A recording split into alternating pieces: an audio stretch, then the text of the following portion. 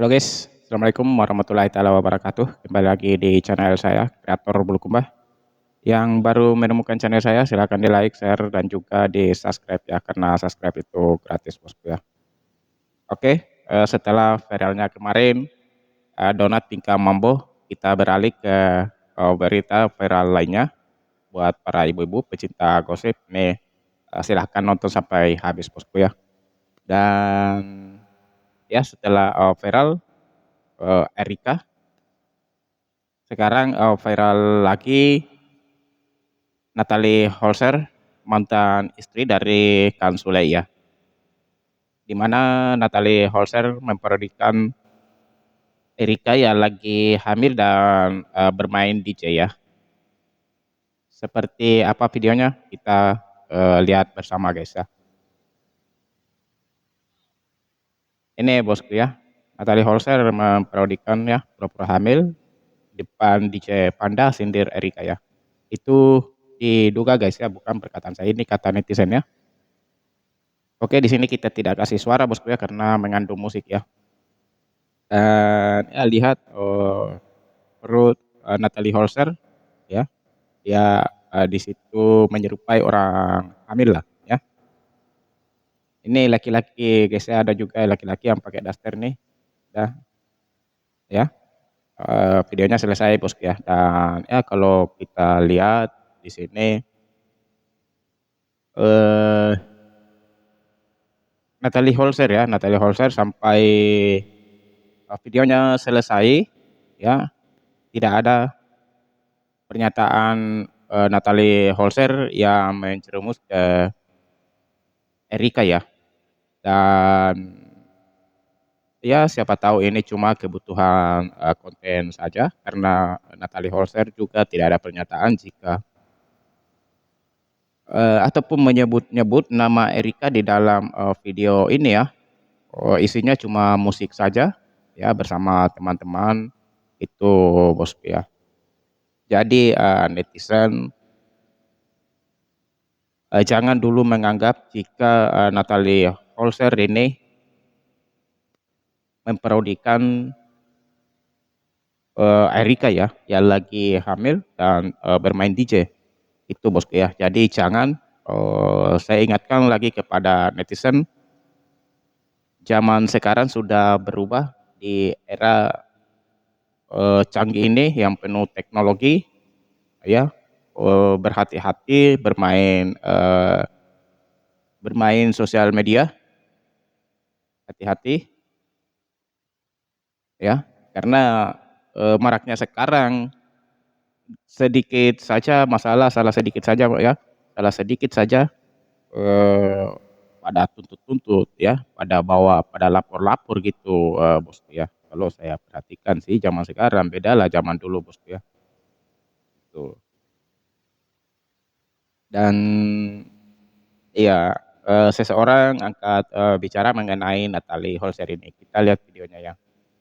DJ Panda sama teman-teman ceweknya bikin video pakai daster dan perutnya seakan-akan kayak orang hamil. Salah satu teman ceweknya nih udah ada yang speak up ya. Dia bilang kayak gue nggak tahu Ya ya apa-apa, ya. baru pertama kali juga itu Betul kok betul. ketemu sama si Panda. Dan itu ngejelasinnya pada saat lagi live, tapi netizen juga pada bisa ngelihat kalau body language-nya itu kayak orang nggak yakin ngejelasinnya. Tapi kalau emang itu cuma sebuah alasan dan sebenarnya mereka ini beneran nyindir, kata gue lu toxic banget sih. Karena gini loh, oh emang briefnya disuruh pakai daster, oke pakai daster aja, nggak usah pura-pura hamil. Ngapain kok tiba-tiba pura-pura hamil? Kalau memang ya mereka memakai pakaian seperti itu tujuannya untuk menyindir, menurut gue lo sangat amat jahat dan minim empati. Dan untuk laki-laki ini, jika memang dia adalah pelaku di balik kehamilannya Erika, menurut gue lo toksik banget. Ini duga Padahal lo menyindir tuh udah ya gak ada di Natalie situ sama Holzernya guys sekali, ya. hidup lo udah adem ayem aja. Tapi orang-orang kayak gini tuh ya, mungkin dia ada ngerasa ngeganjel gitu loh, berat di dalam hati, takut Erika speak up dan lain sebagainya, makanya Betul dia betul colong Kak, start. betul. Udah bingung mendeskripsikan dengan apa orang-orang yang seperti itu. Intinya lo jahat aja lah ya. Kalau bagi saya pribadi Kakak ya, kan Natalie Holzer sudah menyatakan begitu, cuma briefing-nya saja yang jalannya demikian, yang harus memakai masker dan dengan perut buncit dan bermain DJ. Begitu Kakak ya. Di situ Natalie Holzer-nya tidak ada salahnya kalau menurut saya pribadi, gitu Kakak ya. Dan Iya, apalagi yang harus diperbincangkan, apalagi yang harus disalahkan kepada Natalie Holzer. Kan wajar-wajar saja orang kan bikin konten, bikin video, dia cari uang gitu Kakak, ya. Jadi, sebaiknya permasalahan ini jangan dibawa-bawa, nama orang lain ke dalam, masalah tersebut, gitu. Kalau menurut saya pribadi sih, gitu. Karena, apa ya, ucapan-ucapan seperti ini, yang mengujar kebencian, itu waduh, bisa dianggap menggiring opini lagi ya ke publik luas, gitu Bosku ya. Jadi intinya berhati-hati, bermain di sosial media, jangan mudah terhasut oleh, berita-berita yang ada di luar sana, tetap tenang, cari kebenarannya, publikasikan. Begitu, saya rasa Bosku ya. Oke, kita saksikan yang lainnya. Alasan Erika Karlina datang ke podcast untuk speak up adalah karena merasa terancam. Kalau memang benar-benar merasa terancam, kenapa nggak minta Oh, perlindungan merasa hukum gitu? terancam Tapi ya? kenapa malah datang ke podcast? Banyak banget yang komen kayak gitu di VT gua, bentar gua Ya jelasin. seharusnya Jadi datang ke gini, pihak hasil berwajib dari ya. podcast yang gua tonton, gua ngerasanya Erika selama ini diem itu karena bener-bener sayang banget sama karirnya. Dan takut banget kalau karirnya ini hancur gitu. Sebelum dia tahu ada dugaan Oh, pengancaman takut yang mau karirnya hancur ngebombardir guys di ya. hari H kelahiran, dia tuh sebenarnya slow aja si Erika ini, nggak mau speak up Oh, gitu. Malah gue yakin banyak yang baru tahu kalau Erika itu lagi hamil, bahkan sekarang udah 9 bulan. oh, kata, Kakak di video ini ya, eee, Erika terancam gitu, berarti seseorang membahayakan dirinya begitu Bosku ya. Tapi, Erika apa ya, seharusnya datang ke pihak, berwajib untuk, minta perlindungan hukum